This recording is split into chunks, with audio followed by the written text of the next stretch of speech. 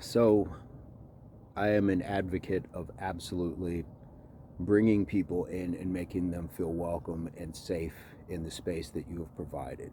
I think that that's an important thing, and it's an important tool of communication, especially in today when we're talking about so much undiagnosed, untreated, and unchecked mental health. But I think beyond that, it's just being a good human. I think that it doesn't have anything to do with our religion, our beliefs, or anything else. At the end of the day, we can just be a good human and provide a safe space for somebody to come into. What does a safe space look like? That can be a place where people are free from bullying, regardless if it is off of their ethnicity, their gender, their sexual orientation, or just divisions, whether it's a political difference, whether it is a religious difference. There's so many places where we can provide that, where somebody can say to another person, I recognize that we are different, but we can celebrate those diversities, but we can still find common ground and be together.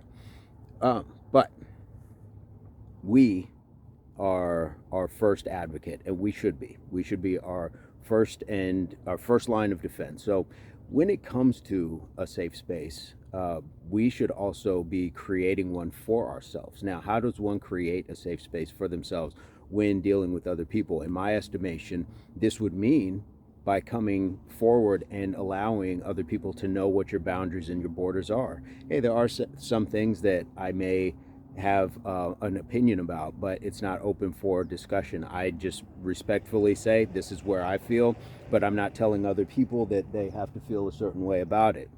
And I think that that's fair. We're putting boundaries forward. So when you put your boundaries and borders, think of it as building a house. You would say, okay, this is my property line, and the valuables and the things that I have created or I have generated as resources or as values or as things built over time are going to be within these boundaries. I will welcome other people in, but these are my boundaries. Now, what do the walls do? The walls give us a little bit of area where we have privacy. We don't have to be fully transparent to everything, because I think a lot of us may have learned in a lot of cases information can be weaponized against you.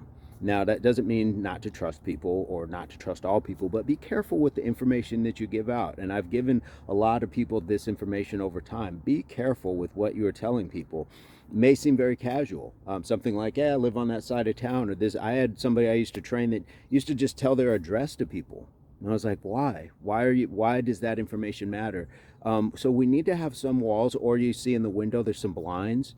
So there are things that we can allow people at times to see transparently to us, but we can also close the shade on that as well and not have to feel like we are always an open book to people. I don't think that we always have to be an open book. Sometimes that library can be closed. We also have a roof over our head. So things from above, like we don't get rained on, we don't have that sort of environmental. Sometimes it's the people we need to keep out, but sometimes it's the environment, and that is all in where we place ourselves. Where did I build this house? Where did I plant this? What piece of land did I put this on? Is there a foundation under it? Are there adequate doors? Is there adequate storage? Is it an adequate space? Is it safe? And I think that that's an important piece. So this is a place that you have little lights on it, and you would also have something like fire extinguishers or fire alarms, things like that, communication tools in case there was an emergency. So all of those are ways that we can create a safe space for ourselves. Now, you just have to draw that line between this being a physical building and this being your home. This is a house, this is your home. So you just take those same principles and say, where I've put walls up, but I also have doors to allow people in. It's your privacy, but it allows people access in. And it allows you to step outside of what you've built at times and try new things.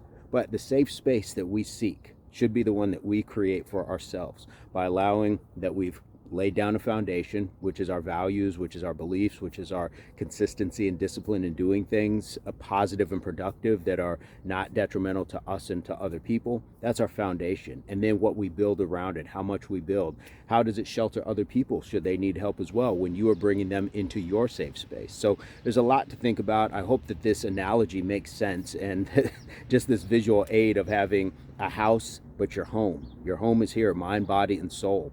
So let me know what you guys think. I'd love to hear your ace up the sleeve, your advice, comment, experience on something like this. and we can move forward. Hopefully something in the comment can help me or help other people who might read it, and we can move forward. So hope this finds everybody in your place, pursuit or beginnings of total health, mind, body, and soul. Peace, love, unity, solidarity, and as always, subscriptions and videos. So stick around.